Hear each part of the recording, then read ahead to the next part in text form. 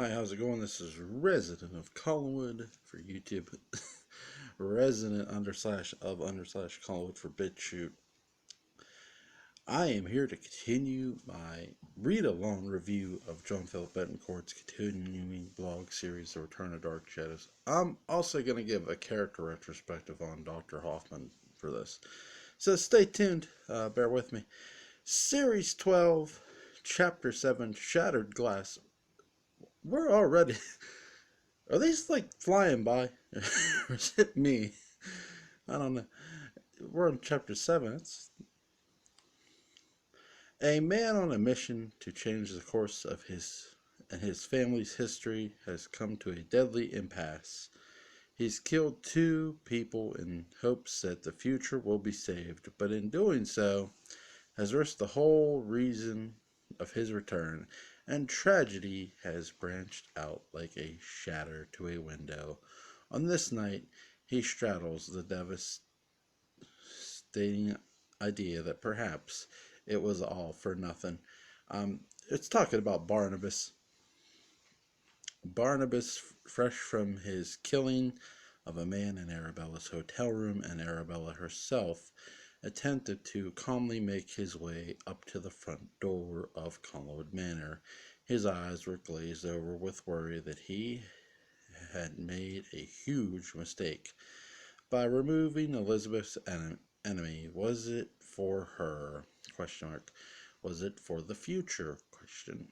His mind, blackened by distrust, told him it was for the best, but his heart, equally as damaged by his constant struggles with his curse, told him his murderers would come back to bite him one way or another.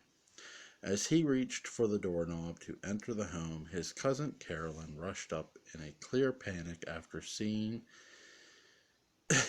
with her own eyes Arabella's bloody corpse slumped over on the hotel room floor. Her heart was racing, and she knew that leaving Vicky's coat monogrammed with her initials on the inside lining would lead to her being the main suspect. The perfect trap. Yet the horror of Arabella's bloody corpse still flashed across Carolyn's mind like a vengeful ghost haunting her every thought. Seeing Carolyn's frantic demeanor, Barnabas jumped to her aid. "Carolyn, what's the matter?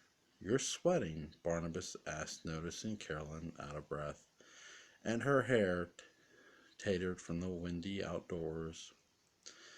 "Oh, Barnabas, you can't imagine what I've seen. It's Arabella. She's dead, Barnabas," Carolyn screeched hysterically, falling into her ancient cousin's arms. Barnabas froze again. This was not part of his plan. No one was to see Arabella's body. He had only enough time to remove the man and bury him, and then thought of sending Justin back to retrieve Arabella's. Before morning, things were spiraling out of Barnabas's control, and Carolyn's involvement now could cause even more damage to his plan of finally erasing all the destructive effects on this generation of this family from his own existence. He was stuck, he was troubled, and he was beginning to feel panic for the very first time ever. Barnabas tried to compose himself, unsure of what to do next, and took a second to reply. "Carolyn, please calm down. Tell me what happened slowly, your aunt." Question. "I don't understand. How could she be dead?" Barnabas said, lying about not knowing. Carolyn, who had only met her new cousin Barnabas, only a short time ago, could not imagine his involvement in the death of Arabella, especially not knowing just how much of her blood was on his hands and lips. Earlier today, Aunt Bella was supposed to be here at the house to have breakfast with us.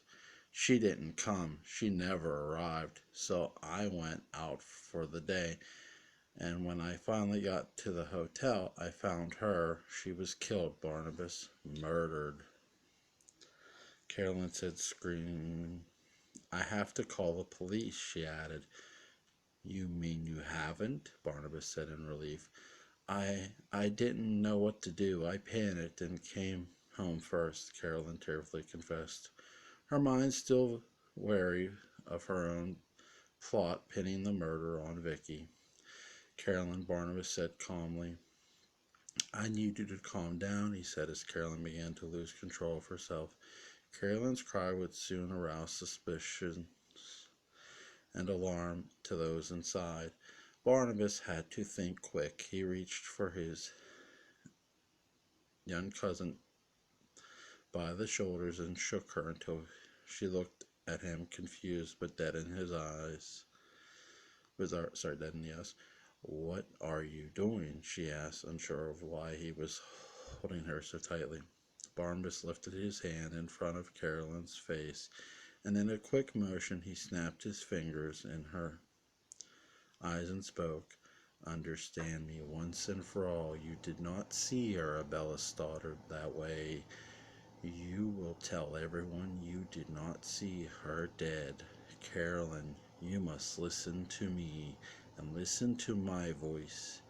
As you enter this house, vanquish what you think you saw and say not the truth, but your aunt has decided to leave Collinsport for good.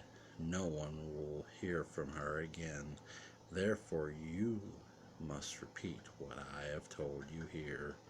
Repeat what I told you here. Repeat what I have told you here. Barnabas's voice filled Carolyn's mind like an echo. It was deep and enchanting. He filled her brain and touched every nerve that connected each part of her body like an electrical charge that zapped through wires across miles and miles of land. Carolyn's eyes glazed over, and she said slowly back to Barnabas, I will repeat what you have told me here. I will repeat what you have told me here. After being sure that Carolyn was under his control, he snapped his fingers, and she blinked. She gave him a faint smirk, and then turned to the front door, pushing it open and allowing them to both enter. As soon as they entered, there was a rush of energy from the drawing room. A worried Elizabeth rushed into the foyer to meet Barnabas and Carolyn. Carolyn, where have you been all day? You were supposed to bring back Arabella. No one has heard from you. What's going on? Elizabeth said as Roger slowly made his way into the foyer too, looking less worried than his sister. Barnabas turned to Carolyn and waited. Would she repeat his lie? Well, Mother, you won't have to worry about Aunt Bella any time soon. She's gone. She left us for good, Carolyn said vaguely. Vaguely. Barnabas looked on with a bit of caution. Gone? Kitten? What do you mean? She just left? Roger asked, sipping a cocktail. That's right. I was with her all day, and Carolyn froze. You told me she decided to leave town, Barnabas said, fishing Carolyn's story for her. That's right, Carolyn said under Barnabas's control. But that doesn't make any sense, Elizabeth said to herself, knowing Arabella had been blackmailing her about Vicky's connection to her. Why, I'm assuming things didn't work out for her here, and that her European vacation came calling much earlier than expected. Isn't that right, Carolyn? Barnabas continued.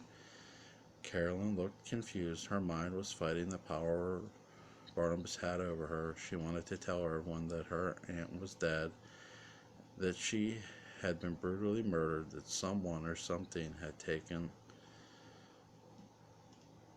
to her throat and slashed it, ripped it, or bitten it to a pulp, but couldn't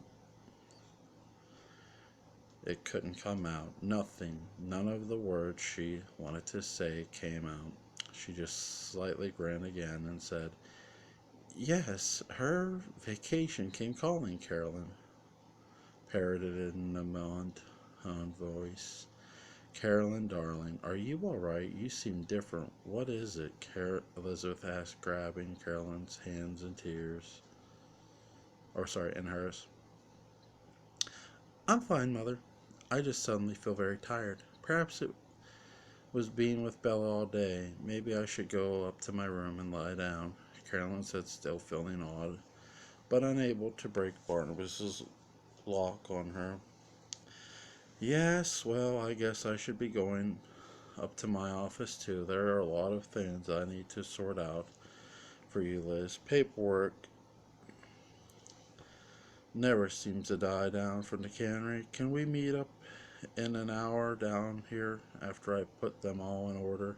Audra asked as Elizabeth agreed and ushered her new cousin Barnabas into the drawing room, where they were alone, and she poured him a drink. "Well, as you can see, Barnabas, there is never a dull moment with your new family. I can honestly say I did not expect Arabella to give up so easily. I was ready to sign over a check to her later today. She never showed," Elizabeth confessed as she poured Barnabas tea. "Perhaps it's all for the best. Miss Stoddard did not seem to be a very good influence on Carolyn. And now that she's gone, things will..." Barnabas paused and looked deep into Liz's eyes and saw how relieved she was, and the happiness exuding from her now that threat that threat Arabella had pushed down on her was gone. The exposure of one of Elizabeth's darkest moments, personal secrets, was safe, and perhaps things were finally going to work out thanks to his quick action in neutralizing Arabella. "You were saying," Elizabeth said as she squeezed the lemon into tea she had been drinking. "I'm sorry, I was just saying that perhaps things will finally get back to normal around here." "As normal as it could get," Elizabeth laughed, knowing that most likely wasn't true. As the two cousins continued to make small talk, David entered the drawing room with his books. He looked disappointed and frowned at his aunt and new cousin Barnabas, who he had yet to warm up to. "I told you," David said out of nowhere. "Told me what, darling?" Elizabeth replied. "She's not coming back. She's not here. She wasn't here all day. She missed my lessons," David replied. "She missed your lessons? Vicky wasn't here today at all?"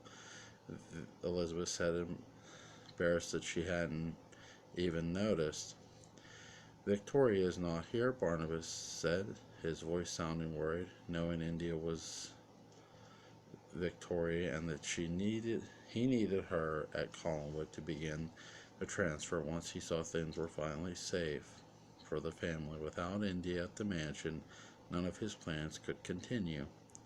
"I told you. I said she wouldn't come back," David said. "How could that be? How did I not see she wasn't here?" Elizabeth gasped. "David, when was the last time you saw her?" Barnabas asked. "I don't know," David replied flippantly. "David, now tell the truth. When did you see Vicky? Was it yesterday, the day before?" Elizabeth said, beginning to panic as her preoccupation with Arabella had turned her eyes away from the rest of the family at home. "Yes, I guess yesterday," David said. "I'll call George," Elizabeth said, getting up quickly to the phone to call the sheriff, who was always ready to help the Collins family. "Wait," Barnabas yelled, startling Elizabeth on her way over to the drawing room.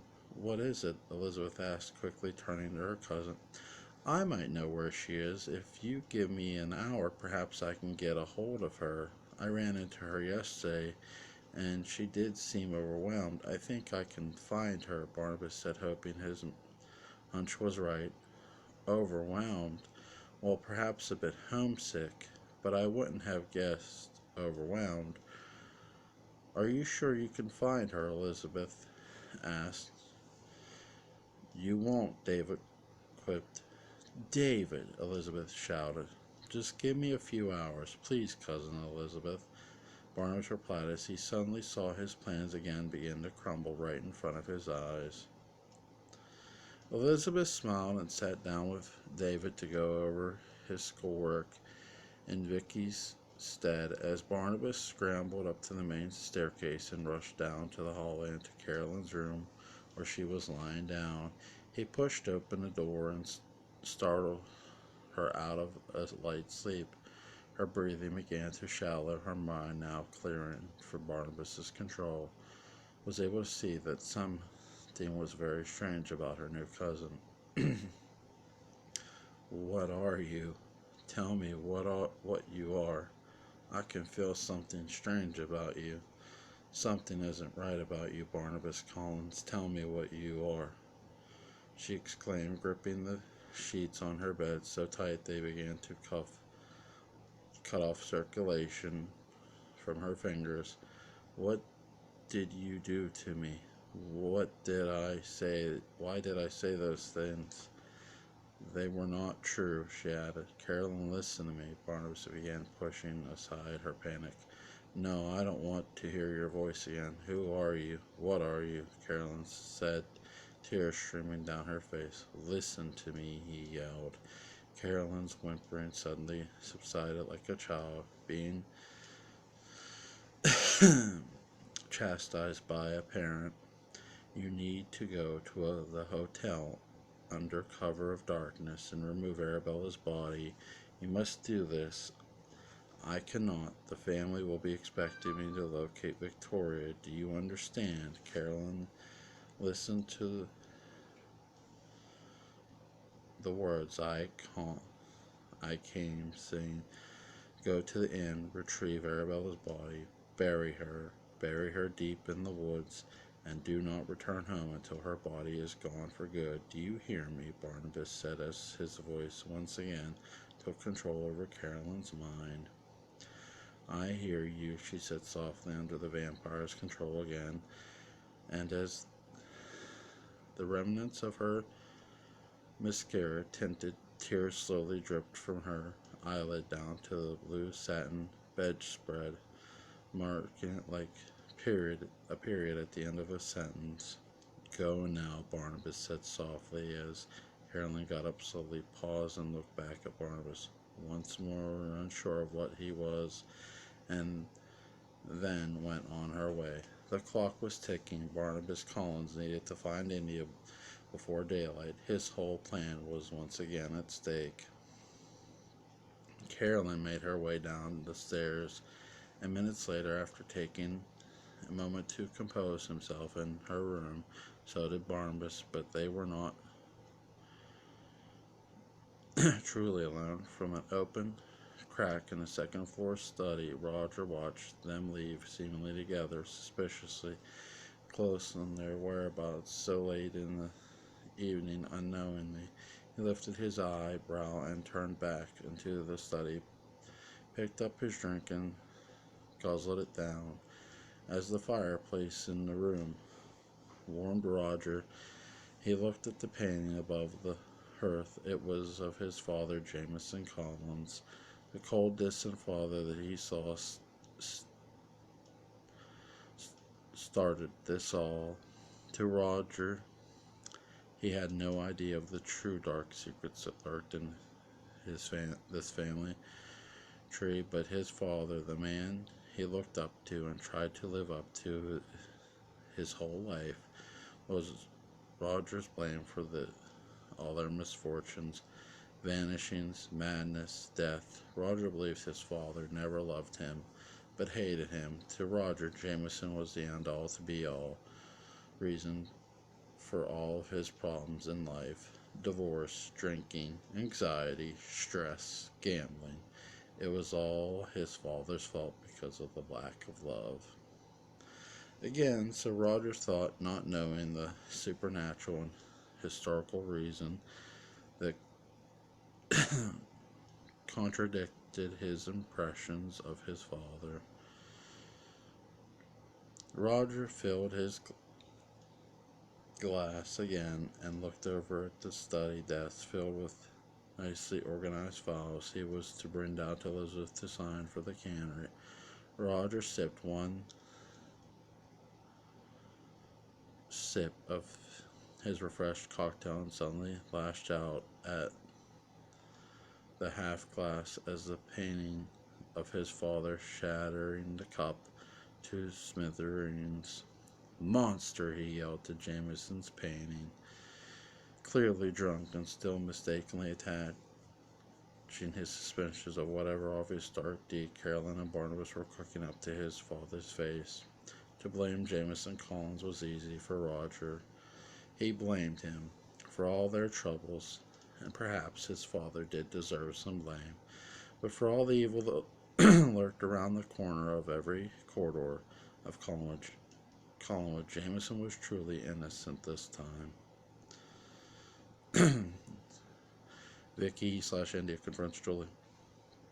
"You didn't need," a female voice said as India Del Archo, still trapped in Victoria Winter's body, and at when Cliff opened her eyes, it was Julia Hoffman back with her pen and pad ready for a second session.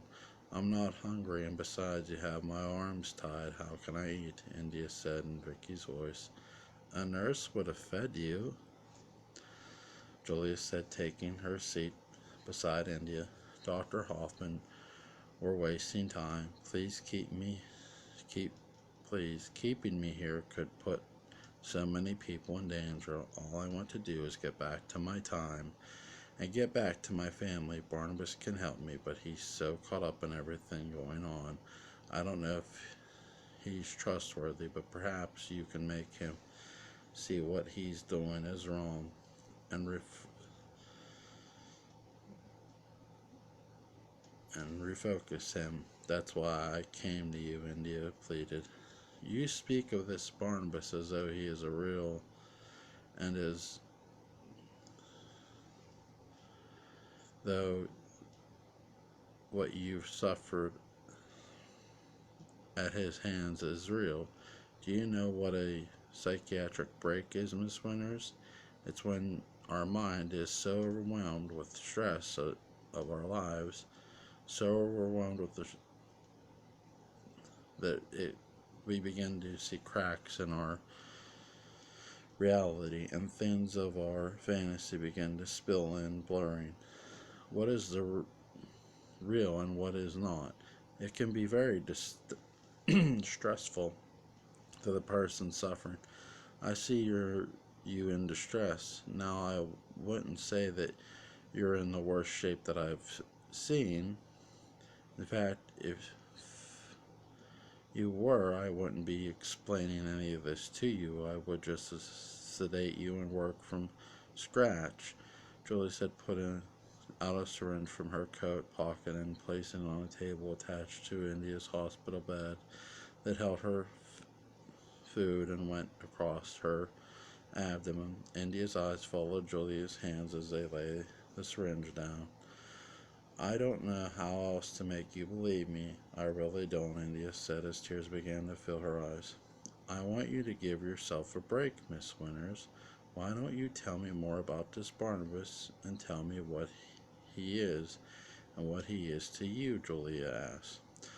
"I already told you he's from another time, as I am. I am not Victoria Winters. I am India Del Archo, and I've come from the year 2019.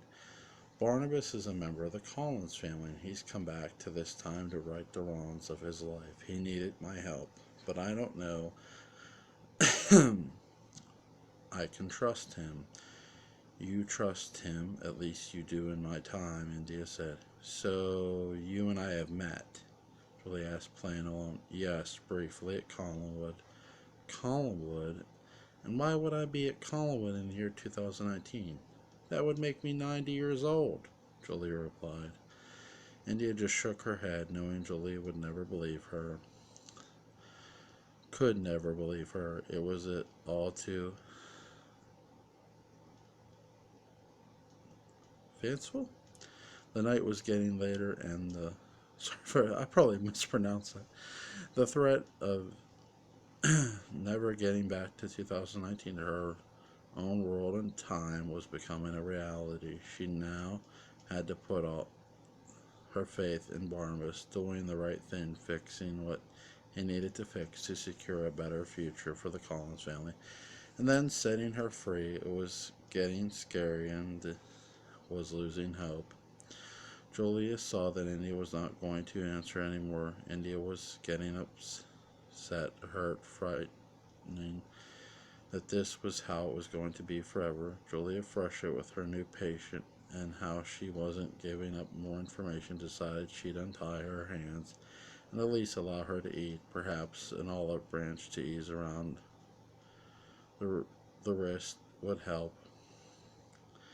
"What are you doing?" Indy asked. "You have to eat, Miss Winters. You're no good to anyone if you get sicker, so please, go ahead and have your dinner," Julia said as India, still attached to the bed with her ankles, smiled and set up to reach for her food. Julia sat back in a chair next to the bed and began to read through her notes on India while India picked through the salty potatoes and cold meatloaf on her tray. India scattered the peas over to the gravy and snickered at the seemingly corrugated ketchup that had hardened like a skin over the meat. India reached for the fork and knife and saw the syringe next to her tray that Julia had forgotten there, open without a cap, ready to inject. This was her chance.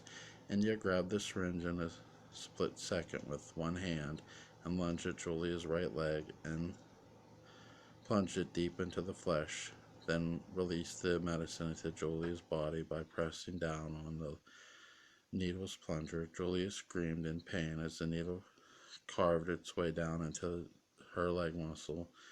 India then grabbed the tray of food and threw it into Julia's face to create a diversion so that she could reach for the ties around her ankles. While Julia continued to scream in pain, India untied herself and leaped off the bed and dashed to the room's door as Julia groaned in pain. The door was locked and Julia had the key in her coat pocket. "Where's the key?" Andy asked as Vicky's voice rang out in complete panic. Julia only moaned in pain as the sedative slowly seeped into her veins. "Where's the key, Julia?" India screamed again as she searched every corner of Julia's body. As Julia attempted to push India off to no avail, India searched and searched, and finally she found a key chain with several silver and gold keys that unlocked various doors at the asylum, and ripped it off Julia's coat pocket and rushed back to the door to unlock it. As India struggled to find the correct key on Julia's keychain to fit the door lock, Julia mustered enough energy to limp over to India. Julia was drooling and weak. The medicine was slowly making her legs and arms more and more like jelly, but she was able to grab India by the back of the neck and squeezed, hoping to pull her away from the door. India was gasping for air and turned around. She and Julia were now locked in a bear hug and pulling and tugging at each other, each woman hoping one would give in or fall down flat on her face. They continued to struggle, knocking over a side table, pushing back chairs, and slipping on the spilled food from India's tray that she had thrown onto Julia's face just moments before. India was now fighting for her freedom and her life, but Julia was relentless. Despite her slow mobility from the medicine India injected into her body, to Julia, India was a sick woman whose mind was possessed by a terrible psychiatric break, thus the key to her medical success. Julia was in this fight to win too. Her life's work lived and died on the assumption that Julia could crack the code this Vicky supposedly illness. If Julia could, she would be one of the most famous psychiatric doctors in the nation. She could not allow Vicky to escape, no matter what. The woman struggled back and forth, pushing, shoving, hair pulling, slapping, tugging. In the moment that turned the table, Julia's foot slipped, and one of the water from the cups that came from the food tray, her ankle twisted to the side, and Julia yelped in pain, and suddenly her body went backwards. Julia began to fall backwards, and in India's eyes it was happening in slow motion. Julia grabbed onto India's hospital gown and sturdied herself. As she did, she yanked India and Vicky's body forward as they both fell through a fourth-story window, bursting through the glass in a loud, alarming crash and falling 4 stories down onto the grass of the windcliffed grounds below. The fall knocked them both instantly unconscious. The two women were face down in the grass. All around them, from the window they saw through, glistened in the moonlight. Orderlies from inside, who heard the crash, quickly came running out to find their boss and her patient. Bodies in the grass, scraped up from the bush that had broken their fall. Shocking the orderlies, India gasped in a deep breath of air, showing a sigh of life. Jesus, one orderly exclaimed, jolted by India's loud breath of air. But Julia was motionless. The following day, a brilliant sun shined down on Bureau Clifford as he walked into the Collinsport Inn for the meeting he had scheduled 2 days before with his employer, Arabella Stoddard. He slowly walked up to the large front staircase with wall-to-wall red and gold carpet, that's my wife's phone, and entered a mezzanine floor with elevators that would take him to her hotel suite on the top floor of the small inn. As he approached her room, Bureau began to feel a strange and eerie coldness, almost as if he were being watched from the shadows and corners of the hall. He turned around. There was only a cleaning lady at the far end of the hall, emptying out her trash bin. He shook his head and continued just a few feet to Arabella's room. Her door was slightly open, but not enough to look into the room, just enough for Bureau to notice something seemed off. He pulled his gun from his strap and slowly pushed the door open with his shoulder, his gun drawn. He knew something was wrong. His detective instinct was screaming in his ears that something was very much wrong. Arabella! Arabella! He called out into the room that still had the drapes drawn to block out the morning sun. No one responded. Bureau walked over to the drapes and dragged them across the large framed windows, pulling them to the edge so that the sun could and would enter. When Bureau turned around, he saw an awful sight. Not a body, not a bloody carpet, not a body, but a bloody carpet in bed. His eyes widened and his jaw dropped. His instinct was right. He rushed over to the bed and saw on the floor a stained coat with a pen from his pocket. He lifted the coat and saw the initials VW, Victoria Winters. In a small house in town just blocks away from Maggie Evans and her family's cottage, Justin awoke from his restless sleep. He tossed and turned all night, thinking of the terrible situation India was in alone. He stood up quickly from his bed, not showing a sign of rest, and walked over to his window that was barred off. In reflection, he saw his father had forgotten to close the door when he came in during the night to leave food. At first, Justin was shocked that he actually did fall asleep, enough that his father entered in without waking him. But then, sudden light bulb moment to run out, and thought that came into his head: run out of the room, save India. Justin quickly grabbed his keys and ran for the door, opened and rushed past his father, who did not see it coming. George rushed for Justin and grabbed the corner of his plain white shirt. They struggled and fell to the floor. George, a hefty man, on top of his son. They began to struggle again, just before Justin got one arm free and punched his own father square in the nose, splashing red droplets on Justin's white t-shirt. The blow to George's face allowed Justin to break free from his large father's hold on the orange shag carpeting.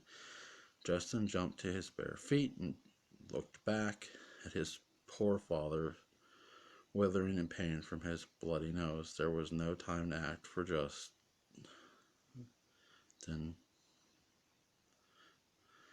Had to leave him there. Justin rushed out of their home and jumped into his car and blasted down the street as fast as he could to Bangor. Shit! Shit! Justin, come back! George screamed through the open door as blood continued to seep through his fingers from his nose. George knew he made a mistake and that Julie would not be happy. George managed to get up off the floor and reach for his car keys to go after us just as the phone rang.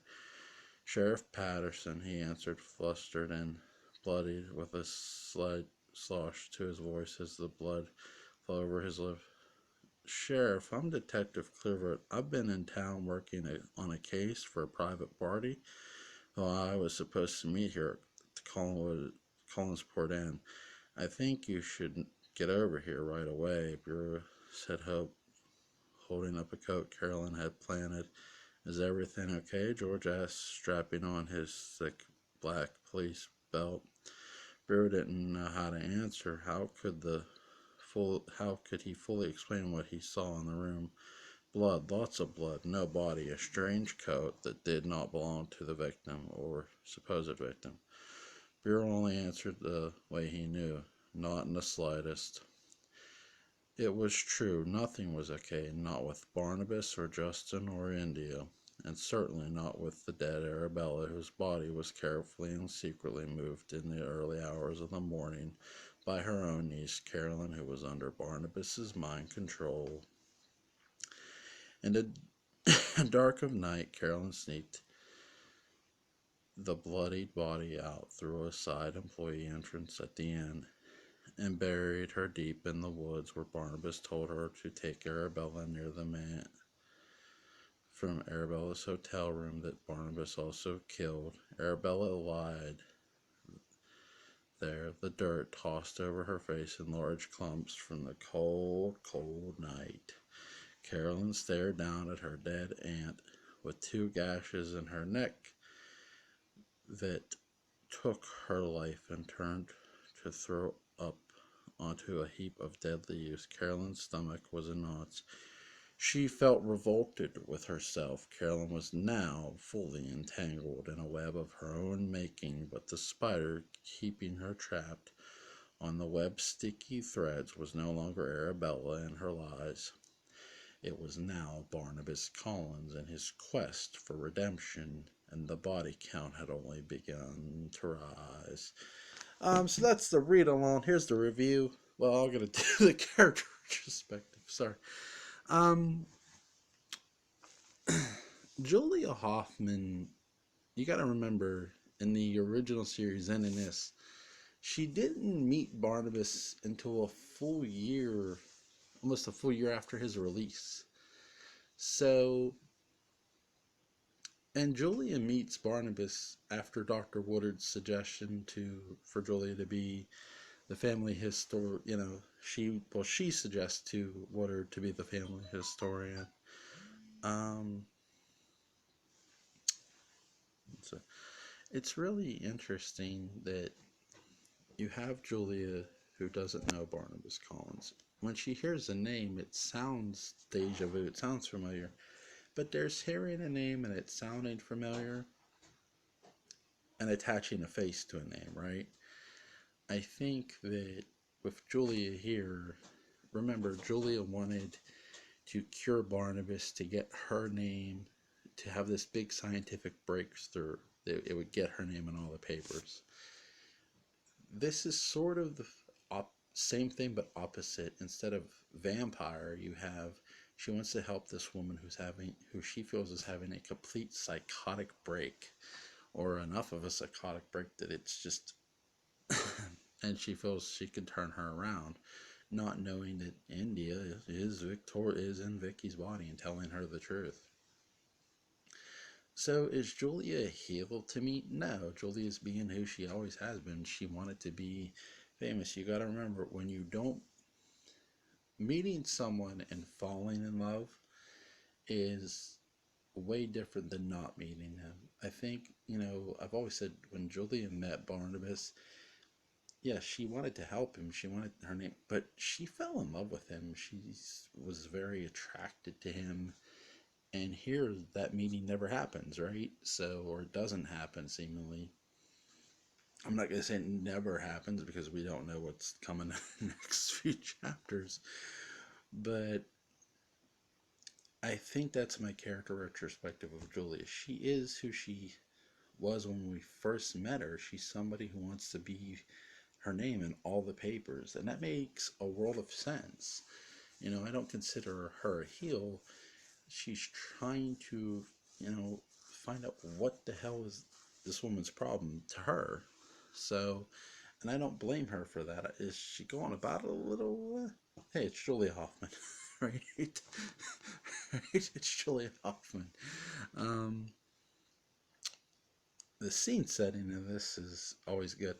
I really like the interaction between Elizabeth and Barnabas, Carolyn and Barnabas. A lot of Barnabas here, which is really fun because you get to, read his stuff. And I really think the fight sequence between India slash Vicky with Julia stole this. Really good. Love the crashing out the window. It was completely by accident. It wasn't like she threw her out, It was more Julia's fault for grabbing on and pulling her with her. Um, Justin Patterson is really a good character. He wants to save her. He's in love with her. There's no question. Um, Again, really good. I enjoy the scene setting, and the character building is not really, really, really good in this. Amazing stuff. I'm really curious to see what kind of consequence not just Arabella's death is going to have, Carolyn's involvement, Julia falling out a window is going to have for India. What kind of, because again, for every action, and that's sort of been the thing here, for every action there's been a reaction, and for every time action you have going on here, there's an equal opposite reaction, and it's very intriguing to see how this is being done. I'm impressed. Very, very, very, very, very good, sir. Um, I'm curious to see, if there's going to be any involvement from Burke in this or not. I'm not sure. Um, I don't want to sit there and ask JP. Shout out to him. He writes this. Um, because I don't want spoiled. You know what I mean? I'd want the surprise. I don't want a spoiler.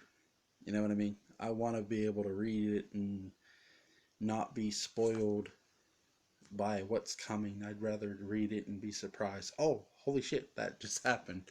That's something I think all readers want from a blog, and we certainly get it from this one. And I love Dark Shadows to death. This is very, very good. So that's chapter 12. Sorry, series almost said chapter 12. I think series 12.